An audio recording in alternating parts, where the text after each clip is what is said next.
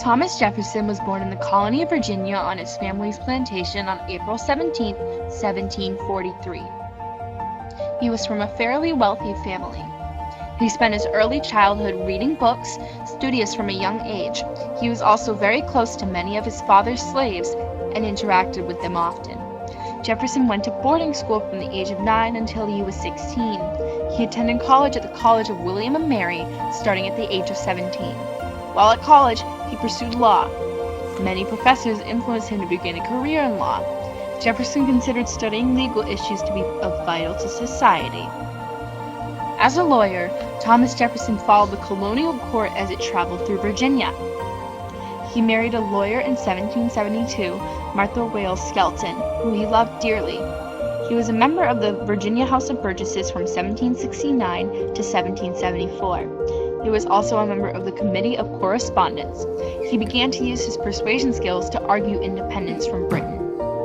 Eventually, Jefferson found himself appointed as the drafter of the Declaration of Independence. The other drafters essentially pushed the duty of drafting the document onto him. This was partially due to the fact that his views also represented the views of Virginia. Both Benjamin Franklin and John Adams praised his superior writing and argumentative skills. Congress approved the document on July 4, 1776. Starting in 1785, Jefferson was the American minister to France. This office is essentially equivalent to what we now know as an ambassador. His daughters moved with him. He negotiated treaties and documented the unraveling of the nation before their own revolution. Jefferson very much enjoyed his stays in France and became nearly obsessed with their culture.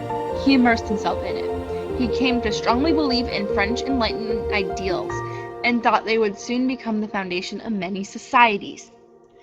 Other than serving in France during the Revolutionary War, Jefferson was the governor of Virginia briefly, serving for 2 years.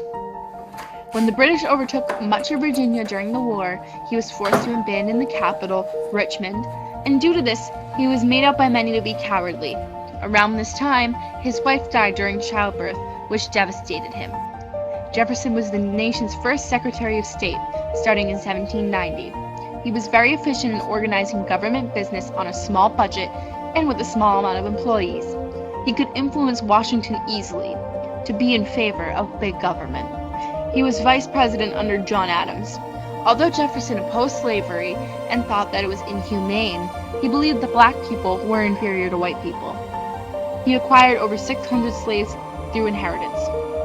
During the election of 1800, Jefferson and Aaron Burr faced off in a close race and tied through the Electoral College. Hamilton, as the Secretary of Treasury, greatly disliked Jefferson, but hated Burr.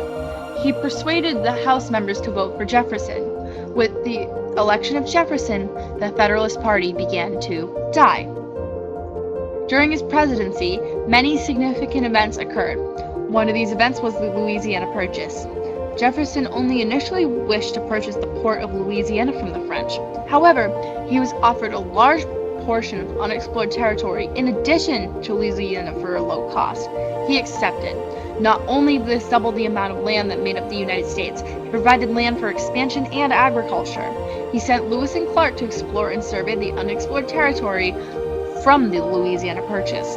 Republicans under the Jefferson administration attempted to impeach Federalist judges that Adams appointed directly before he left presidential office.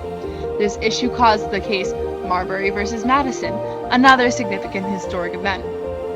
Additionally, Jefferson passed an embargo, banning the United States from trading with France and Britain in attempts to prevent a war.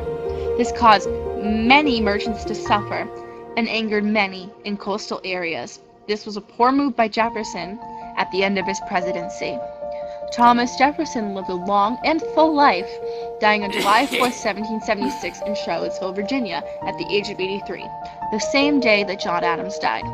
There is no doubt that he had a significant impact in the history of America and politics forever.